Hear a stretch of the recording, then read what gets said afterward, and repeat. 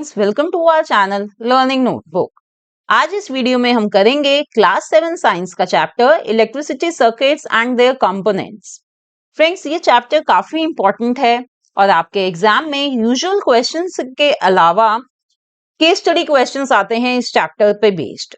और वो case study questions आप जब भी आसानी से अटेम्प्ट कर सकते हैं अगर आपका concept related to electricity circuits बिल्कुल क्लियर है।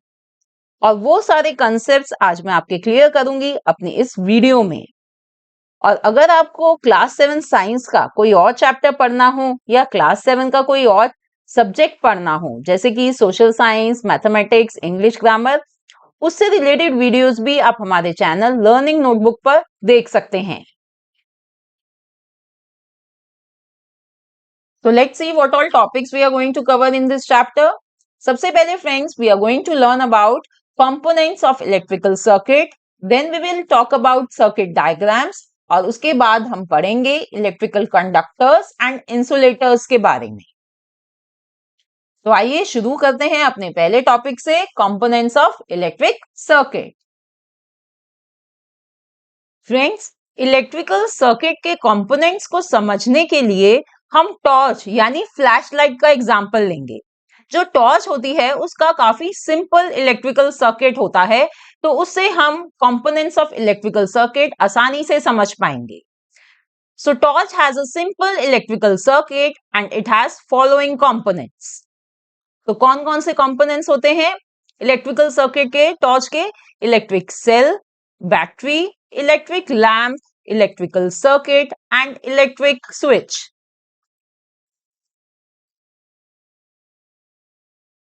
आइए अब इन सभी कंपोनेंट्स को एक एक करके समझ लेते हैं। First one is electric cell. The electric cell is a portable source of electrical energy. तो फ्रेंड्स ये देखिए, ये है इलेक्ट्रिक सेल। तो ये क्या होता है? ये सोर्स है इलेक्ट्रिकल एनर्जी का और ये पोर्टेबल होता है। पोर्टेबल का मतलब कि हम इस इलेक्ट्रिक सेल को कैरी कर सकते हैं, इधर से उधर ट्रांसफर कर सकते हैं। तो फ्रेंड्स, जितने भी इलेक्ट्रिकल सेल होते हैं दे हैव टू टर्मिनल्स। उनके दो टर्मिनल्स होते हैं, एक होता है पॉजिटिव टर्मिनल और दूसरा होता है negative terminal. Look here friends, इस सेल को देखिए, ये देखिए, ये जो मेटल कैप की तरफ जो टर्मिनल है ये होता है पॉजिटिव टर्मिनल और जो ये डिस्क वाला टर्मिनल होता है ये होता है नेगेटिव टर्मिनल। तो हर इलेक्ट्रिकल सेल के ये दो टर्मिनल्स होते ही होते हैं।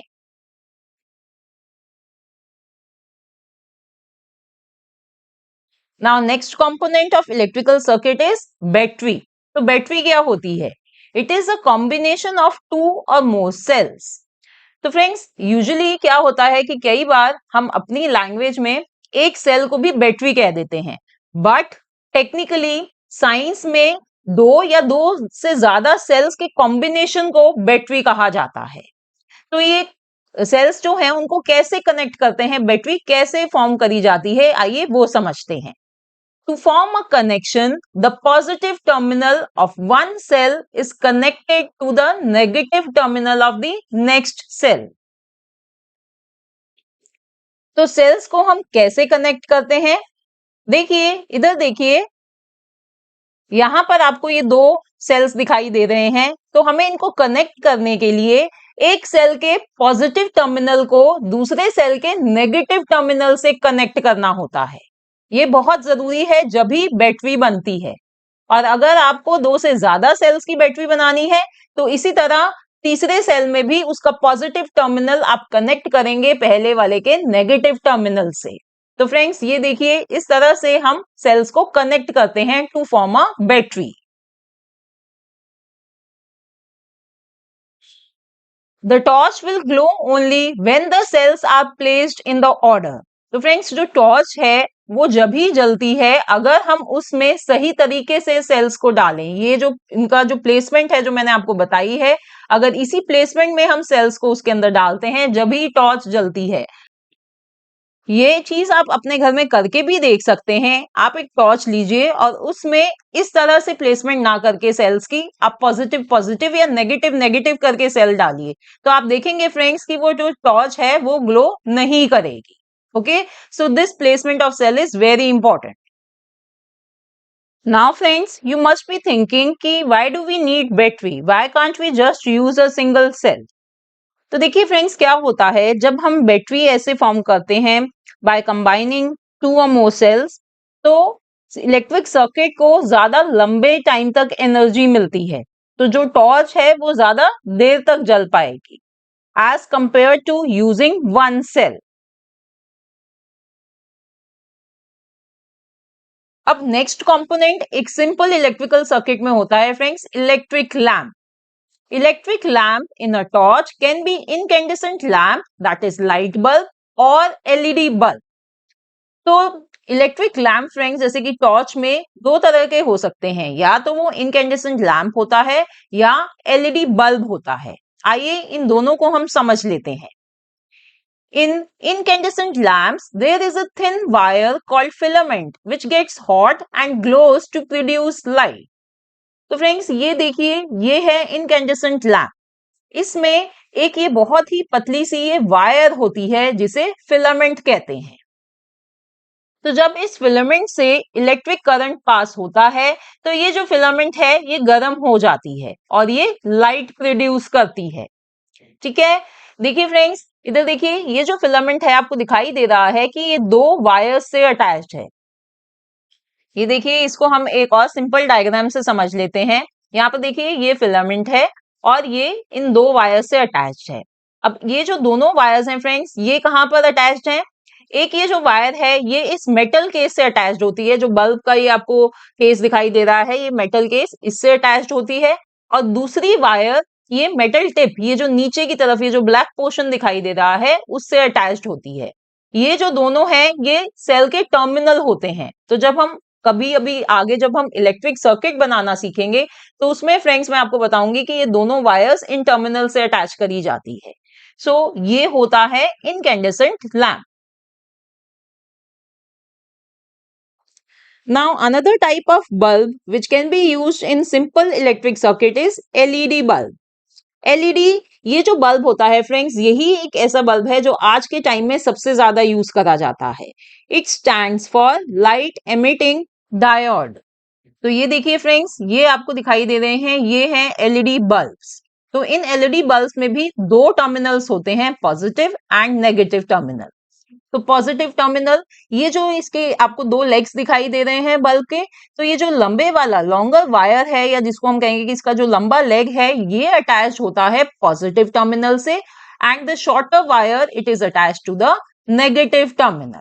Okay, so LED bulb also have two terminals, वो हमने समझ लिए हैं कि कौन सा पॉजिटिव होता है और कौन सा नेगेटिव।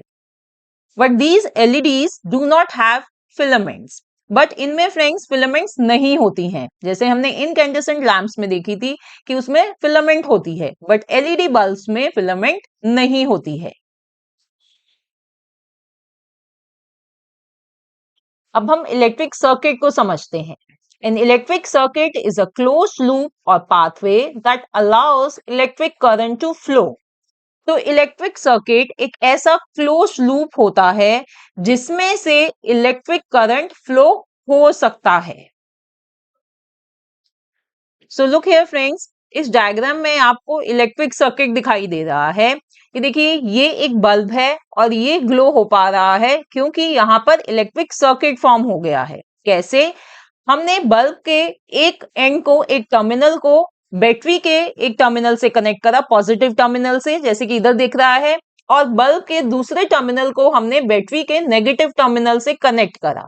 तो इस तरह से एक इलेक्ट्रिक सर्किट फॉर्म हो गया है। सर्किट जो है वो कंप्लीट हो गया और इलेक्ट्रिक करंट फ्लो हो पाया, जिसकी वजह से ये जो बल्ब है वो ग्लो हो रहा है। ठीक है, तो इस तरह से फ्रेंड्स एक इलेक्ट्रिक सर्किट बनता है। And one more thing friends, कि जो डायरेक्शन है इलेक्ट्रिक करंट की इस इलेक्ट्रिक सर्किट में, वो होती है from positive terminal of the cell to the negative terminal of the cell. ऐसे इस डायरेक्शन में फ्रेंड्स होता है पॉजिटिव से नेगेटिव टर्मिनल तक। ओके, और दूसरी चीज फ्रेंड्स मैं आपको यहाँ बताना चाहूंगी, देखिए ये जो अभी आपको यहाँ दिखाई दे रहा है सर्किट में कि भाई पॉजिटिव टर्मिनल के सेल से ये यहाँ पे कनेक्ट हुआ है, तो ये जो पॉजिटिव टर्मिनल है फ्रेंड्स वो बल्ब के इस टर्मिनल पर भी कनेक्ट हो सकता है। इसी तरह से जो नेगेटिव टर्मिनल है सेल का, ये बल्ब के इस टर्मिनल में भी कनेक्ट हो सकता है जब भी इलेक्ट्रिक सर्किट ही बनेगा। बस कंडीशन यही होनी चाहिए कि वो क्लोज्ड लूप होना चाहिए, तो ही जो सर्किट है इलेक्ट्रिक सर्किट वो कंप्लीट होता है और इलेक्ट्रिक करंट उसमें से फ्लो हो पाता है। तो फ्रेंड्स, ये तो हमने बात करी बल्ब यानी इनकैंडेसेंट बल्ब के बारे में जिसमें फिलामेंट होती है। अब नेक्स्ट हम बात करते हैं एलईडी बल्ब में। उसमें क्या होता है, in LED bulbs the current can pass through in one direction only. LED bulb में फ्रेंड्स जो करंट पास होता है वो सिर्फ एक डायरेक्शन में ही होता है। जैसे कि यहाँ पर इन दो डायग्राम्स को देखिए, ये जो पहले वाला डायग्राम है इसमें एलईडी बल्ब ग्लो हो रहा है, जबकि इस दूसरे डायग्राम में LED bulb is not glowing. ऐसा क्यों? क्योंकि देखिए, मैंने आपको बताया था कि एलईडी बल्ब में दो टर्मिनल्स होते हैं, पॉजिटिव टर्मिनल और नेगेटिव टर्मिनल। तो जब हम एलईडी बल्ब के पॉजिटिव टर्मिनल से बैटरी के पॉजिटिव टर्मिनल को जोड़ेंगे और नेगेटिव टर्मिनल को बैटरी के नेगेटिव टर्मिनल से जोड़ेंगे, जब भी एलईडी बल्ब ग्लो होगा। तो इसलिए यहां पर ये एलईडी बल्ब ग्लो हो रहा है इस डायग्राम में। बट इस डायग्राम में देखिए फ्रेंड्स कि हमने एलईडी के नेगेटिव टर्मिनल को बैटरी के पॉजिटिव टर्मिनल से जोड़ दिया और एलईडी के पॉजिटिव टर्मिनल को बैटरी के नेगेटिव टर्मिनल से जोड़ दिया। तो इस वजह से ये जो एलईडी बल्ब है ये ग्लो नहीं हो पाया। तो एलईडी बल्ब में ये चीज ध्यान रखने की होती है कि पॉजिटिव पॉजिटिव से जुड़ेगा और नेगेटिव नेगेटिव से जुड़ेगा जब भी एलईडी बल्ब ग्लो होगा, अदरवाइज वो ग्लो नहीं होगा या हो सकता है कि वो बल्ब फ्यूज भी हो जाए। Now next component of simple electric circuit is electric switch. तो फ्रेंड्स, आपने टॉर्च में स्विच तो देखा ही होगा, राइट? तो स्विच क्यों होता है? क्यों? क्योंकि हमने सारा टाइम तो टॉर्च को ऑन करके नहीं रखना, जलाकर नहीं रखना, हमें उसे ऑफ भी करना होता है। तो स्विच इसीलिए होता है। So what is a switch? Switch is a simple device that either completes और ब्रेक्स अ सर्किट। तो फ्रेंड्स, जब हम स्विच को ऑन करते हैं तो वो सर्किट को कंप्लीट कर देता है और टॉर्च जो है वो ऑन हो जाती है, और स्विच को जब हम ऑफ करते हैं तो वो सर्किट को ब्रेक कर देता है और जो टॉर्च है वो ऑफ हो जाती है।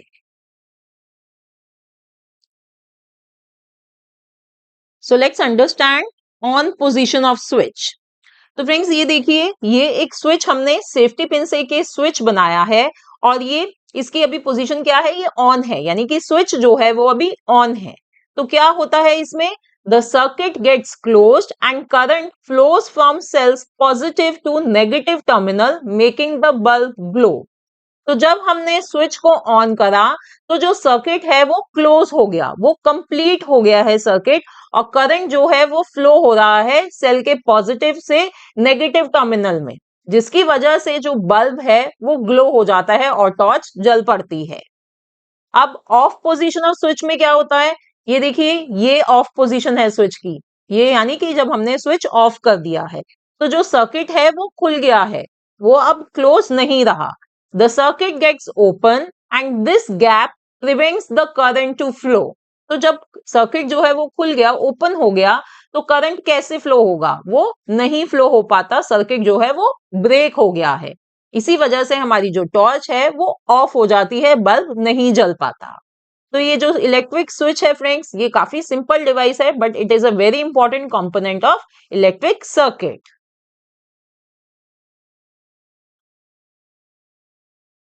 अब आइए हम बात करते हैं सर्किट डायग्राम्स की। Now, what are circuit diagrams? A representation of an electrical circuit using symbols is called its circuit diagram. तो जब हम इलेक्ट्रिकल सर्किट को रिप्रेजेंट करते हैं with the help of symbols, उसे हम कहते हैं सर्किट डायग्राम। अभी हमने इलेक्ट्रिकल सर्किट देखे थे, उसमें हमने पिक्चर्स यूज करी हुई थी, उसमें हमने सेल की पिक्चर यूज करी हुई थी, बल्ब की पिक्चर यूज करी हुई थी, राइट? तो उसमें हमने इलेक्ट्रिकल सर्किट को बनाया था यूजिंग पिक्चर्स। बट जब हम इलेक्ट्रिकल सर्किट को रिप्रेजेंट करते हैं with the help of symbols, तो उसे हम कहते हैं सर्किट डायग्राम। जैसे कि आइए पहले हम जो सिंबल्स यूज करते हैं इसके लिए for components of electrical circuit वो समझ लेते हैं। जैसे कि इधर देखिए, यहाँ पर ये पहला है इलेक्ट्रिक सेल। तो इस सेल को फ्रेंड्स हम सिंबल क्या यूज करते हैं इसके लिए? ये सिंबल होता है एक लॉन्ग लाइन यानी कि एक लंबी लाइन और एक छोटी लाइन। तो ये जो लंबी लाइन होती है फ्रेंड्स, ये रिप्रेजेंट करती है सेल के पॉजिटिव टर्मिनल को, और छोटी लाइन रिप्रेजेंट करती है सेल के नेगेटिव टर्मिनल को। तो जब हमने सेल का ये सिंबल देखा तो हमें समझ में आ रहा है कि भाई सेल की ये डायरेक्शन है कि उसका पॉजिटिव टर्मिनल इस तरफ है और उसका नेगेटिव टर्मिनल इस तरफ।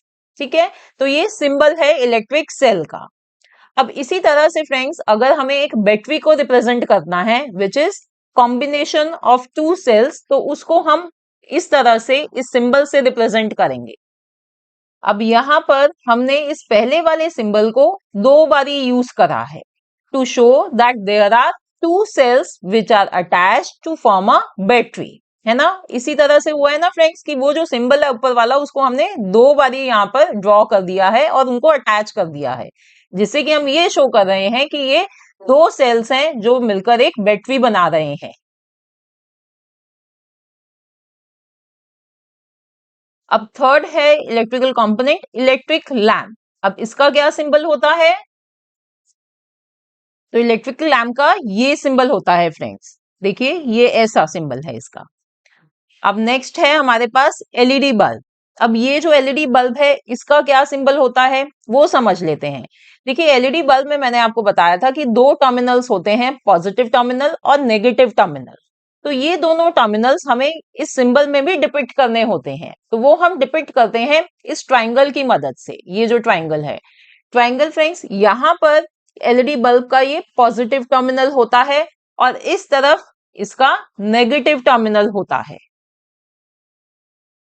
और ये ट्राइंगल शो कर रहा है that current is flowing from positive terminal to negative terminal. Okay, और ये जो दो एरो आपको दिखाई दे रहे हैं, they are depicting that light is being emitted by this LED bulb. Now another is switch in on position. अब स्विच को जो ऑन पोजिशन है, हम उसको कैसे सिंबल से रिप्रेजेंट करते हैं? देखिए ये सिंबल होता है स्विच की ऑन पोजिशन का। तो इसमें जब स्विच ऑन पोजीशन में होता है तो हमने देखा था कि जो सर्किट है वो कंप्लीट हो जाता है। तो यही चीज हम इसमें सिंबल में कैसे दिखाते हैं? हम दिखाते हैं कि भाई एक लाइन है, एक वायर है, वो दोनों टर्मिनल से अटैच्ड है, तो सर्किट जो है वो कंप्लीट हो रहा है। तो ये सिंबल होता है स्विच की ऑन पोजीशन का।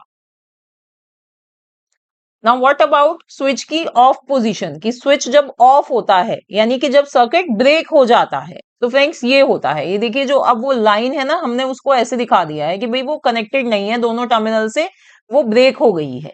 तो ये उसका सिंबल होता है when switch is in of position. अब है फ्रेंड्स वायर। वायर का क्या सिंबल होता है? वायर का ये सिंबल होता है एक लाइन।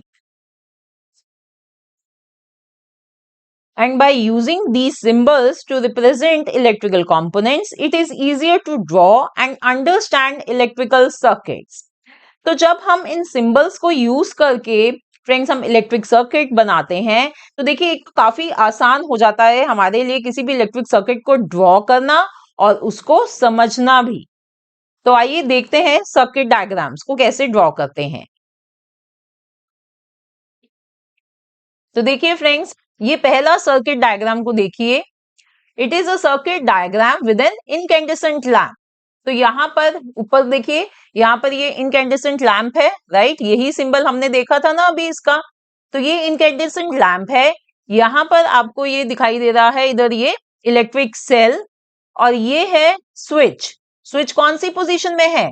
यस, ये ऑफ है अभी, it is in of position. तो अभी जो ये लैम्प है वो ग्लो नहीं करेगा। जब हम इस स्विच को ऑन पोजीशन में कर देंगे तो जो ये सर्किट है वो कंप्लीट हो जाएगा, एक क्लोज लूप बन जाएगा, और फिर ये जो इनकैंडेसेंट लैम्प है ये ग्लो करेगा। तो ये सर्किट डायग्राम है विद एन इनकैंडेसेंट लैम्प। अब ये जो है, it is a circuit diagram with an LED lamp. तो यहां पर इस सर्किट डायग्राम में हमने कौन कौन से कंपोनेंट्स डिपिक्ट करे हैं?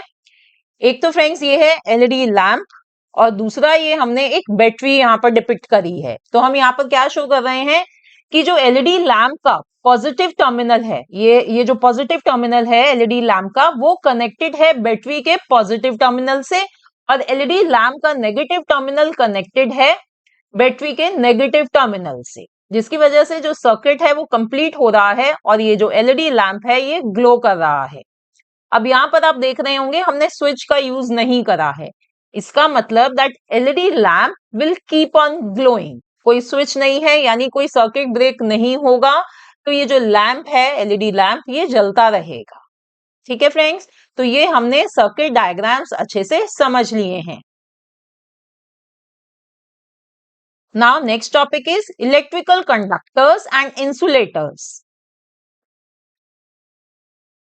So what are conductors? Conductors are materials that allow electrical current to flow through them easily. तो कंडक्टर्स वो मटेरियल्स होते हैं जिनमें से इलेक्ट्रिक करंट बहुत आसानी से फ्लो हो जाता है। जैसे कि metals they are excellent conductors of electricity. तो फ्रेंड्स देखिए, इसको समझने के लिए आप एक सिंपल सा एग्जांपल याद रख लिए डेली लाइफ का, कि जितनी भी वायर्स होती हैं वो मेटल से बनती हैं। जैसे कि कॉपर वायर्स होती हैं, क्यों? क्योंकि जो कॉपर है वो बहुत ही अच्छा कंडक्टर है इलेक्ट्रिसिटी का। इसी तरह से सिल्वर, गोल्ड, ये भी मेटल्स हैं, they are also good conductors of electricity, but silver और गोल्ड काफी एक्सपेंसिव होते हैं, तो उनसे वायर हम नहीं बनाते, हम यूज करते हैं copper for making wires, because metal is a good conductor of electricity.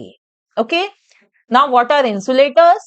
Materials through which current cannot pass through are called insulators or poor conductors of electricity. अब वो मटेरियल्स जिनमें से करंट पास नहीं हो सकता उन्हें हम क्या कहते हैं? इंसुलेटर्स, या हम कहते हैं they are poor conductors of electricity.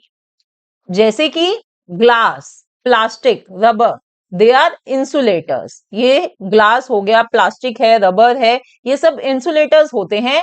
इनमें से करंट, इलेक्ट्रिक करंट पास नहीं हो पाता। जैसे कि आपने देखा होगा कि जो इलेक्ट्रिशियंस होते हैं वो बहुत बारी वो रबर ग्लव्स पहनते हैं, specially when they are dealing with ऐसी हाई टेंशन वायर्स या ऐसे कुछ काम में जब वो इन्वॉल्व होते हैं तो वो डेफिनेटली रबर ग्लव्स पहनते हैं, because rubber is a poor conductor of electricity. उसे करंट पास नहीं होगा और उनको शॉक नहीं लगेगा। Now conductors and insulators are both important. दोनों ही फ्रेंड्स, कंडक्टर और इंसुलेटर्स इंपॉर्टेंट होते हैं। जैसे कि electrical wire, switches, connectors of plugs and sockets are made of conductors. तो फ्रेंड्स जितने भी कंपोनेंट्स हैं इलेक्ट्रिकल सर्किट के वो कंडक्टर्स से बनते हैं।